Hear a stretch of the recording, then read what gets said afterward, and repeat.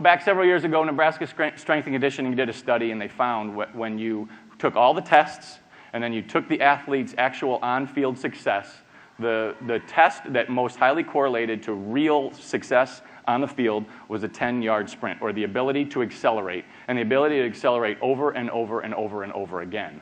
So if you think about it, the guy who can get up to speed the fastest is going to be able to beat people on a somewhat consistent basis. They didn't put this in there because I don't know if there's maybe just not a test because they were doing kind of standardized tests. But deceleration and change of direction, I think, would also be very, very highly correlated. Because in most sports, the guy who can accelerate as fast as he can and then stop quickly is going to beat the guy that is continuing to accelerate. And if you just think of a football receiver who runs as fast as he can, breaks it down, and can turn around, and the DB just runs past him because he can't decelerate. And you see the same thing in just about every sport. Soccer, running down the field, you stop, and now you're open.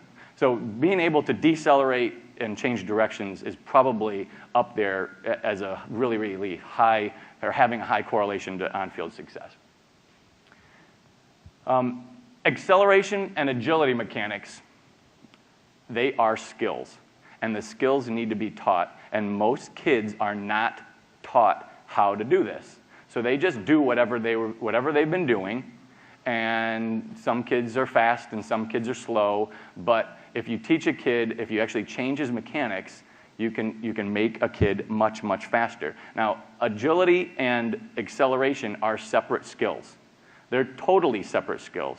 And you need to teach them to your athletes separately until they get both of them, and then you can begin to incorporate both acceleration and agility, or change of direction mechanics, into your drills.